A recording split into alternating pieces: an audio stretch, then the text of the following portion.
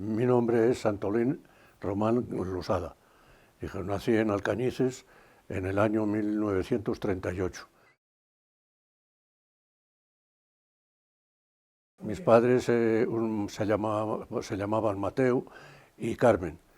Tenían una panadería y entonces pues ya ingresé en la panadería pues de chaval con ellos, trabajando, y dos hermanos más también.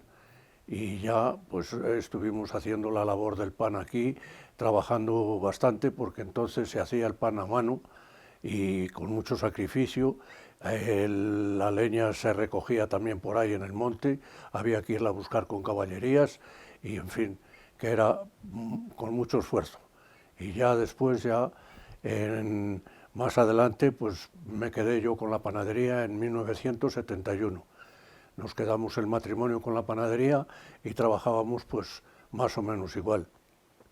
Ya después, pues unos años más adelante ya pude comprar una amasadora y entonces poner un horno y claro, pues ya entonces el trabajo se alivió y ya aumentamos el trabajo. Antes las piezas de pan eran de 1 kilo, de 2 y de 3. Y después entonces cuando yo compré el horno y la máquina, pues ya empecé haciendo barras y panes más pequeños y cosa de repostería. Y bueno, pues que ya siguió la vida así, los hijos eran pequeños y ya me empezaron a ayudar y se fue pasando el tiempo y bueno, que bien, se trabajaba ya mejor porque las máquinas ya le quitaron mucho trabajo y muy bien, se hizo el trabajo. Y entonces ya pues, se empezaron a incorporar los hijos a la panadería y uno de ellos ya cuando yo me jubilé pues se quedó con la panadería. Era que ibas a la escuela y te estaban esperando ya para cuando salieras de la escuela mandarte a trabajar a un huerto o a ir al monte o cosas así de esas.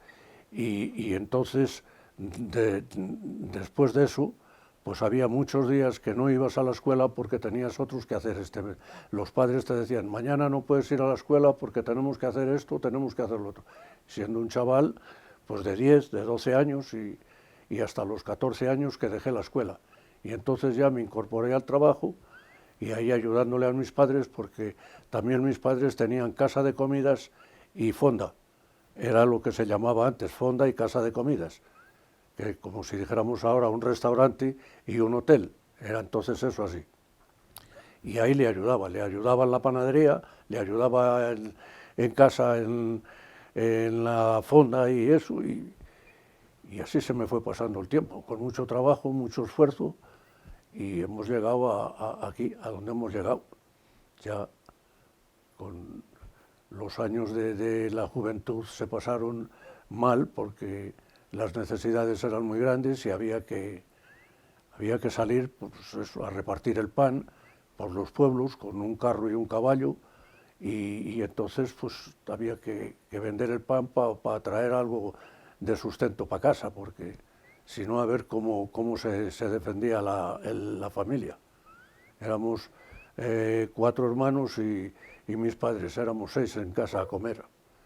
Y el trabajo para los 6 había, pero no había para suficiente porque no se sacaba suficiente para poder vivir. La cosa estaba muy mal y claro, el racionamiento entonces te tenían la harina limitada y no podías coger y decir yo hago este pan o hago el otro, no. Tenías que hacer el pan limitado. Y si hacías algún pan a mayores, que tenías que comprar la harina al extraperlo, como se solía decir entonces, pues había que hacer pan de extraperlo. Si venía la Fiscalía de Tasas aquí, pues te pillaba la harina y te la decomisaba. Y si te pillaba pan, te lo decomisaba. Pan que no fuera del racionamiento. Y entonces ahí había que andar con esos tejes-manejes para poderte defender. Y en fin, era muy lamentoso eso.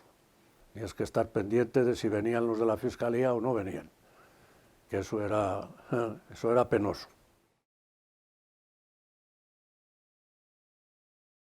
pues haciendo la masa, y entonces era en la artesa. Se puede ver abajo que está la artesa, eso está la artesa, se echaba el agua, se echaba la harina, la recentadura y el urmiento y tal, y se hacía la masa, todo eso envuelto hasta que se...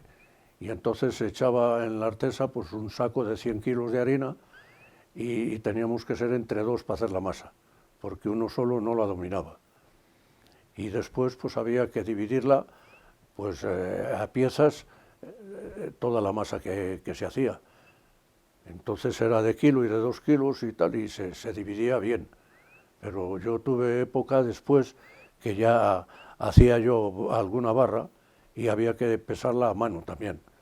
Era de 250 gramos, pesar varias piezas, bastantes piezas a mano, pues entonces era un sacrificio grande. Y eso, la masa ahí fermentaba, tenía un tiempo de reposo y tal, y después ya las piezas esas que se hacían, pues se metían para el horno. Entonces era un horno fijo, no es igual que este de ahora que es giratorio, un horno fijo que había que meter el pan. Tenía 4 metros de profundidad y tenías que tener una pala con un mango de 4 metros, que hasta que se llenaba eso, con 120 o 130 piezas de kilo que cogían, para meter todo eso ahí y nada, y se metía y había que esperar a que se cociera. Y una vez de que se cociera, se sacaba. Y si tenías que hacer otra masa más, volvías a encender el horno y el horno se encendía y no era solo encender el horno, se quemaba la leña y ese rescojo de la leña había que sacarlo para afuera o arrimarlo a un lado del horno. Y después con un mango y un saco había que barrer el horno porque esa ceniza quedaba y se pegaba en el pan. Y tenía que quedar las baldosas limpias. Eso era un sacrificio muy, muy duro, pero muy duro. Y así andábamos ahí, se empezaba temprano y entonces en aquella época del principio de mi padre se hacía el pan hoy y se salía a vender mañana, porque al meter el pan reciente en sacos, que era donde se llevaba, entonces eran caballerías, no había carro, pues ese pan se estropeaba, al ir reciente se estropeaba, y había que hacerlo hoy y salir a vender mañana. Y así andábamos, haciendo esas fechorías así, porque de otra manera no se podía. Y bueno, pues con un día y otro ya se fue mecanizando la panadería, que fui yo el que la fui mecanizando, y después ya pues ya la cosa era más eso, ya se compró una furgoneta para salir a repartir, y muy bien, ya entonces muy bien, porque se acababa aquí de cocer el pan, y entonces pues cogías la furgoneta y ibas a vender el pan, que tardabas por estos pueblos de por aquí 2 horas en hacer 3 o 4 pueblos. Y ya te daba tiempo a ir y venir y comer y echarte la siesta. Entonces, si tenías el trabajo ese manual y tal antes con caballería, no te podías echar la siesta, porque la caballería se tardaba mucho rato, o el carro, se tardaba mucho rato en despachar el pan ese. Y había que intentar despacharlo porque si no, después se estropeaba el pan, se ponía duro y ya la gente ya no lo quería.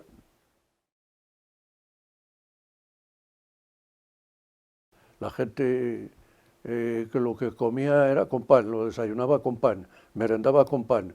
Y aquí no había ni galletas, ni nada, ni magdalenas, ni nada de nada de nada. Ya después, ya cuando yo, pues ya empecé, es cuando compré el horno y la máquina y eso, ya se empezaron a hacer magdalenas, se empezó a hacer rebojos, pastas y bueno, y empanadas y varias cosas, sí, que se iban haciendo. Por ejemplo, en Semana Santa se hacían hornazos, que se llama por aquí el hornazo, y se hacían para los días de Navidad, o sea, de Semana Santa. Y después la aceitada, que también se hacía para Semana Santa. El Viernes Santo la aceitada y el sábado y el domingo de Resurrección el hornazo.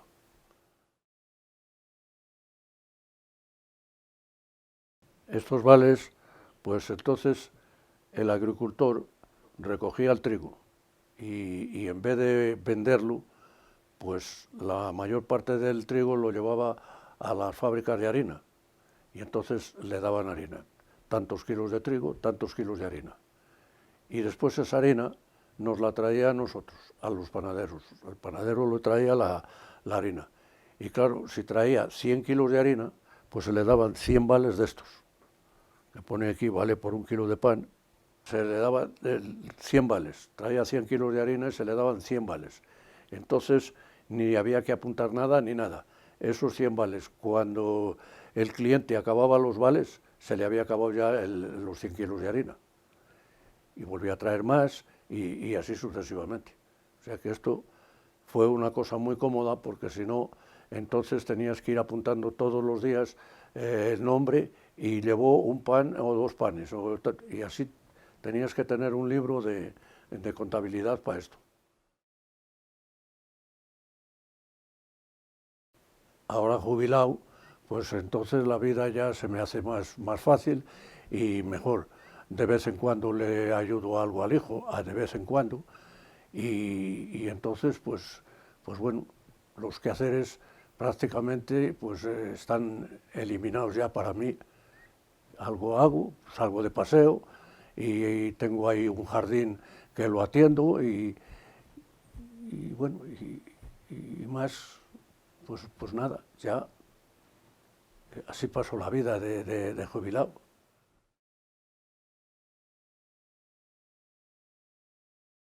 Agradezco esta medalla que me han concedido de la Cámara de Comercio y a la familia que me ha ayudado mucho para poder conseguir esta medalla, a los amigos, a los clientes y en general a todo el pueblo y a todos los pueblos de la comarca, tanto española como portuguesa.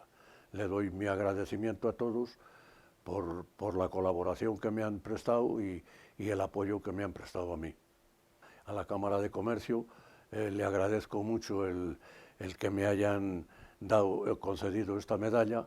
A toda la Cámara de Comercio se lo agradezco infinitamente y al presidente, que somos amigos, pues también se lo agradezco también mucho, mucho se lo agradezco.